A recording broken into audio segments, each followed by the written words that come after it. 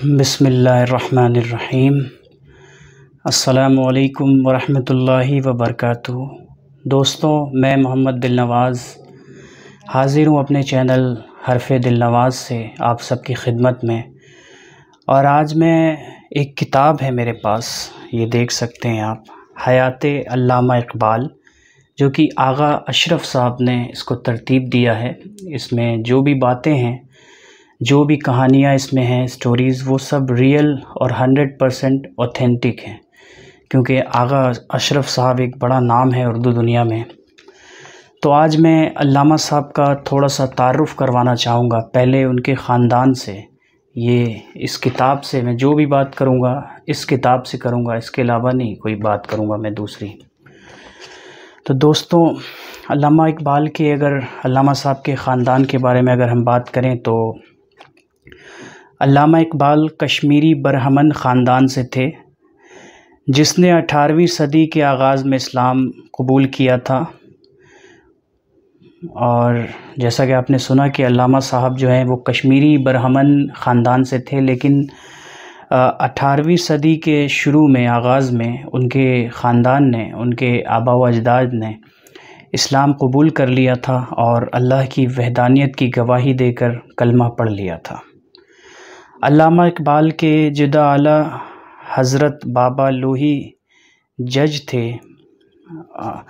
لوہی جج کا مطلب ہے حج کے عاشق۔ یہ لقب لوگوں نے بابا کو اس لیے دیا تھا کہ انہوں نے کئی مرتبہ پیدل حج کیا تھا۔ میں اس کو جج پڑھ رہا تھا، یہ حج ہے، اصل میں کتاب کافی پرانی ہے تو مسٹیکس اس میں، پرنٹنگ مسٹیکس ہے، میں بہت معافی چاہتا ہوں اس کے لیے۔ تو ان کا یہ لقب اس لیے پڑا تھا کہ انہوں نے کئی بار جو ہے وہ پیدل حج کیا تھا۔ ان کا اصلی گاؤں لوچر بلکہ موضع چکر پرگنڈ آڈون تھا، نام بھی تھوڑے عجیب سے ہیں۔ وہ 12 سال کشمیر سے باہر رہے، واپس آنے پر حضرت بابا نصیر الدین کے مرید ہو گئے۔ علامہ کے پردادا کا نام شیخ جمال الدین تھا۔ علامہ اقبال صاحب کے پردادا کا نام شیخ جمال الدین تھا۔ ان کے 4 بیٹے تھے۔ پہلے بیٹے کا نام تھا شیخ عبد الرحمن، دوسرے بیٹے کا نام تھا شیخ محمد رمضان، اور تیسرے بیٹے کا نام تھا شیخ محمد رفیق، اور آخری چھوٹے بیٹے کا نام تھا شیخ محمد عبداللہ۔ شیخ جمال الدین کے چاروں بیٹوں نے کشمیر کے ابتر حالات سے مجبور ہو کر 18ویں صدی کے نصف آخر میں کشمیر سے ہجرت کی اور سیالکوٹ میں آباد ہو گئے۔ مطلب کشمیر کے جو فائنینشیل ایشوز تھے وہ کافی تھے اور روزگار کا کوئی خاص ذریعہ نہیں تھا، تو انہوں نے 18ویں صدی کے بیچ میں، آخر میں، نصف میں، انہوں نے سیالکوٹ کی طرف رخ کر دیا، مطلب سیالکوٹ چلے گئے وہ، جو ابھی موجودہ پاکستان میں ہے۔ شیخ محمد رفیق لوگوں میں شیخ رفیقہ کہلاتے تھے۔ ان کی کوئی اولاد نہ تھی، ان کے بچے بالے زندہ نہ رہتے تھے۔ بڑی نظر و نیاز اور منتوں کے بعد شیخ نور محمد پیدا ہوئے تو ان کے والدین نے منت پوری کرنے کے لیے ان کو ایک نت پہنا دی۔ اسی کی رعایت سے لوگ ان کو نتھو کہتے تھے۔ یہی شیخ نور محمد حضرت علامہ اقبال کے والد ماجد تھے۔ شیخ نور محمد حضرت علامہ اقبال کے والد ماجد تھے۔ سرگشت اقبال میں لکھا ہے کہ شیخ رفیق کشمیری و دھسوں کی تجارت کرتے تھے اور سکھوں کی فوج میں ملازم بھی رہ چکے تھے۔ سکھوں کی طرف داری میں گجرات میں انگریزوں کے ساتھ لڑے بھی تھے۔ علامہ اقبال کے والد شیخ نور محمد کے بعد شیخ محمد رفیق کے گھر ایک اور صاحبزادہ پیدا ہوا۔ ان کا نام شیخ غلام محمد رکھا گیا، جو جوان ہو کر محکمہ انہار میں ملازم تھے۔ شیخ نور محمد کی روحانیت کے بارے میں سرگزشت اقبال میں ہی لکھا ہے کہ وہ ایک ایک روز وہ گھر میں آ رہے تھے، ہاتھ میں رومال تھا، رومال میں تھوڑی سی مٹھائی تھی۔ اور یہ بہت ہی دلچسپ میں آپ کو واقعہ اب میں سنانے والا ہوں کہ راستے میں کیا دیکھتے ہیں کہ ایک کتا بھوک کے مارے دم توڑ رہا ہے۔ اس کی حالت دیکھ کر ان سے رہا نہ گیا، مٹھائی سمیت رومال اس کے آگے ڈال دیا۔ کہتے ہیں کہ کتے نے مٹھائی کھانا شروع کر دی۔ مٹھائی کھا چکا تو ایسا معلوم ہوتا تھا جیسے اسے بڑی پیاس لگی ہو، پانی پینا چاہتا ہو۔ شیخ صاحب نے اسے کسی نہ کسی طرح پانی بھی پلا دیا۔ رات کو سوتے اور اس کے بعد جب وہ گھر گئے اور رات کو سوئے تو خواب میں دیکھتے ہیں کہ ایک بڑا عالی شان مکان ہے جس میں مٹھائی کے طبق رکھے ہوئے ہیں۔ صبح آنکھ کھلی تو اس احساس کے ساتھ کہ یہ اس نیک عمل کا ثمرہ تھا جو کل ان سے سرزد ہوا تھا۔ چنانچہ اس روز ہی سے ان کو یہ یقین ہو گیا کہ ان کے دن پھرنے والے ہیں۔ شیخ نور محمد قد کاٹ اور شکل و صورت کے لحاظ سے ممتاز شخصیت کے مالک تھے، لیکن رسمی طور پر زیادہ پڑھے لکھے نہ تھے۔ گزر اوقات کے لیے ٹوپیاں سیتے تھے، لیکن ان کے روحانی کمالات کی اتنی دھوم دھام تھی کہ ان کے پہنے ہوئے کرتے بچوں کو خیر و برکت کے لیے پہنائے جاتے تھے۔ وہ عالم تو نہ تھے لیکن تصوف کا بڑا ذوق و شوق رکھتے تھے۔ اہل نظر بزرگوں کی صحبت نے اس ذوق و شوق کو اور چمکا دیا تھا۔ تصوف کے اسرار پر ان کی بڑی نظر تھی، اکثر ذکر و فکر میں ڈوبے رہتے تھے۔ یہی وجہ تھی کہ ان کو پڑھ فلسفی بھی کہا جاتا تھا۔ علامہ اقبال اپنے والد ماجد کی کرامات کا ذکر کرتے ہوئے علامہ اقبال فرماتے ہیں، جب ان کی عمر کوئی 11 برس تھی تو ایک رات اپنے کمرے میں سو رہے تھے، یکایکی آہٹ ہوئی تو بیدار ہو گئے تو انہوں نے دیکھا کہ ان کی والدہ ماجدہ کمرے کی سیڑھیاں اتر رہی ہیں۔ علامہ اقبال فوراً بستر سے اٹھے اور اپنی والدہ کے پیچھے چلتے چلتے سامنے دروازے کے پاس پہنچ گئے جو کہ آدھا کھلا تھا اور اس میں سے روشنی آ رہی تھی۔ ان کی والدہ دروازے سے باہر جھانک رہی تھی۔ علامہ اقبال نے آگے بڑھ کر دیکھا، ان کے والد صحن میں بیٹھے تھے اور نور کا ایک حلقہ ان کو گھیرے ہوئے تھا۔ سبحان اللہ! روشنی کا ایک گول دائرہ ان کے گرد گھوم رہا تھا، لیکن ان کی والدہ نے روکا اور آگے نہ جانے دیا۔ علامہ اقبال کو واپس ان کے کمرے میں لے گئیں اور سمجھا بجھا کر پھر سے سلا دیا۔ صبح ہوئی تو علامہ اقبال سب سے پہلے اپنے والد کے پاس پہنچے تاکہ ان سے رات کا ماجرا دریافت کریں۔ ان کی والدہ پہلے ہی وہاں موجود تھیں۔ علامہ اقبال کے والد اپنی بیوی کو ایک خواب سنا رہے تھے جو رات انہوں نے جاگتے میں دیکھا تھا۔ شیخ نور محمد کی زندگی کے حالات و واقعات سے معلوم ہوتا ہے کہ وہ صاحب حال صوفی تھے، بڑے متقی پرہیزگار تھے، خوف خدا اور عشق رسول سے سرشار تھے۔ حضرت علامہ اقبال نے اپنے والد ماجد کے عشق رسول اور خدا کے خوف کا ایک واقعہ اپنی فارسی کی نظم رموز بے خودی میں کچھ اس طرح بیان کیا ہے۔ علامہ اقبال کے بچپن کی بات ہے کہ ایک فقیر نے، یہ بھی بہت مشہور قصہ ہے دوستوں، میں چاہوں گا توجہ سے سنیں آپ سب۔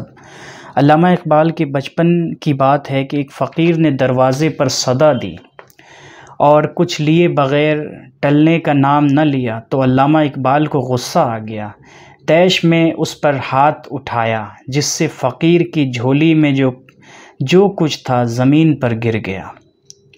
یہ دیکھ کر شیخ نور محمد کی آنکھوں میں آنسو آ گئے، رندی ہوئی آواز میں کہنے لگے، قیامت کے دن جب رسول کریم صلی اللہ علیہ وسلم کے گرد ساری امت جمع ہوگی اور یہ مظلوم فقیر کملی والے آقا کے سامنے تمہارے اس ظلم کی فریاد کرے گا اور حضور اکرم صلی اللہ علیہ وسلم مجھ سے یہ پوچھیں گے ہم نے ایک مسلمان کو تیری فرزندی میں دیا تھا تو اس کو بھی آدمی نہ بنا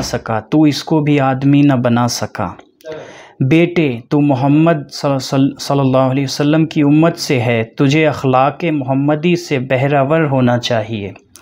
شروع شیخ نور محمد کی مالی حالت اچھی نہ تھی،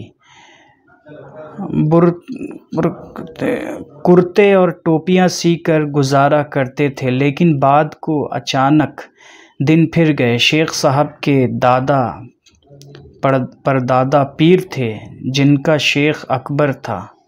ایک مرتبہ ان کے مریدوں میں سے ایک آدمی ان کے پاس آیا اور کہنے لگا، آپ دھسوں کی تجارت کیوں نہیں کرتے؟ اس زمانے میں دھسے کی قیمت 2 روپے سے زیادہ نہ تھی۔ شیخ صاحب نے 200-400 دھسے تیار کیے جو سب اچھے داموں میں بک گئے تو کافی دولت ہاتھ آ گئی۔ شیخ نور محمد اپنے خاندان میں میاں جی کے لقب سے یاد کیے جاتے تھے۔ ان کا انتقال 17 اگست 1930 کو سیالکوٹ میں ہوا۔ علامہ کے والد تو ولی تھے ہی، ان کی والدہ بھی اپنی پارسائی اور پرہیزگاری میں کچھ کم نہ تھیں۔ ان کا تعلق ضلع سیالکوٹ کے موضع سمڑیال کے ایک معزز کشمیری گھرانے سے تھا۔ ان کا نام امام بی بی تھا، لیکن خاندان میں اپنی بزرگی کی وجہ سے بیجی کے نام سے مشہور تھیں۔ شیخ نور محمد کی طرح امام بی بی بھی پڑھی لکھی نہ تھیں، لیکن نماز روزے کے ساتھ شریعت کے تمام کاموں سے واقف تھیں۔ دیانت داری کا یہ عالم تھا کہ محلے کی عورتیں ان کے پاس اپنے زیورات اور دوسری قیمتی اشیاء امانت کے طور پر رکھا کرتی تھیں۔ انسان دوستی، ہمدردی اور خدا ترسی کی یہ صورت تھی کہ غریب بچیوں کی کفالت کرتیں اور ان کو پال پوس کر ان کی شادیاں کرتیں۔ اقبال کے نواسے خالد نذیر صوفی نے اپنی کتاب اقبال اور درد نہاں میں لکھا ہے کہ اقبال جب کبھی سیالکوٹ جاتے تو سب سے پہلے اپنی والدہ کی خدمت میں سلام کے لیے حاضر ہوتے اور گلے لگا کر ملتے۔ وہ بھی ان کو بچوں کی طرح پیار کرتی اور سر پر ہاتھ پھیر کر پیشانی پر بوسہ دیتی اور کہتی، میرا بالی کر گیا۔ اقبال کو اپنی والدہ ماجدہ سے بڑا پیار تھا اور ان کو اپنی زندگی میں درجہ دیتے تھے۔ زندگی میں کیا درجہ دیتے تھے اس کا اندازہ اس مرثیہ سے ہوتا ہے جو انہوں نے 9 نومبر 1914 کو ان کی وفات پر لکھا۔ اقبال کی والدہ کے انتقال پر جب دوست احباب ان کی تعزیت کے لیے ان کے پاس گئے تو وہ دیر تک اپنی والدہ کی خوبیاں بیان کرتے رہے اور ساتھ ساتھ روتے جاتے تھے۔ اقبال کی والدہ جنت مکانی کا احساس پرہیزگاری اس درجہ تھا کہ اپنے شوہر شیخ نور محمد کی اس تنخواہ سے ایک کوڑی اپنے صرف میں نہ لاتی تھی جو شیخ صاحب کو سیالکوٹ کے ڈپٹی وزیر اعلیٰ بالگرامی سے ملا کرتی تھی، جہاں وہ کپڑے سینے پر ملازم تھے۔ امام بی بی کا یہ خیال تھا کہ ڈپٹی وزیر اعلیٰ کی آمدنی کا بہت سا حصہ شرعاً جائز نہ تھا، اس لیے وہ اس تنخواہ کو استعمال میں لانا جائز نہ سمجھتی تھیں جو شیخ صاحب کو اپنی محنت کے عوض میں وہاں سے ملا کرتی تھی۔ اقبال اپنی نیک سیرت عارفانہ ماں سے بھی بہت زیادہ متاثر تھے۔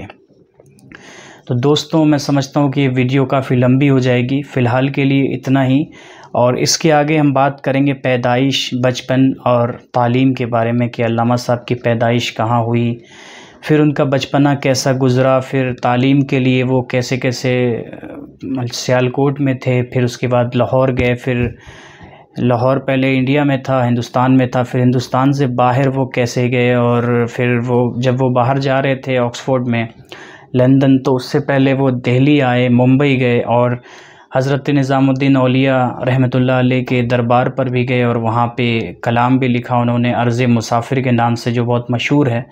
تو ہم یہ ساری چیزیں انشاءاللہ کور کریں گے اپنی آگے والی سیریز میں۔ یہ ایپیسوڈ 1 تھا، تو آپ لوگ مجھ سے کنیکٹڈ رہیں اور اس چینل کو سبسکرائب کریں اور ضرور شیئر کریں، کیونکہ میں ہر چیز اوتھینٹک اور سچی باتیں بیان کروں گا، اور کتابوں کا ایک ذخیرہ میرے پاس ہے، تو سوچا میں نے کہ علامہ صاحب کے بارے میں لوگوں کو بتائیں اور زیادہ سے زیادہ نالج مل سکے۔ تو دوستوں پلیز اس چینل کو سبسکرائب کریے گا، اور انسٹاگرام پر بھی مجھے فالو کریے گا۔ میرا یوزر آئی ڈی ہے دلنواز 7882 DILNAWAZ 7882، اور پلیز اس ویڈیو کو لائک کریے گا، اور اپنے ملنے جلنے والوں سے، عزیز و قاری سے شیئر ضرور کریے گا اس ویڈیو کو، اور مجھ سے کوئی غلطی ہوئی ہو تلفظ میں تو مجھے معاف کریے گا آپ لوگ، اور انشاءاللہ میں اپنے اندر بھی بہتری دھیرے دھیرے لے کر آؤں گا۔ بہت شکریہ دوستوں آپ کی سماعتوں کا، مجھے اپنی دعاؤں میں یاد رکھیں۔ اللہ حافظ، السلام علیکم۔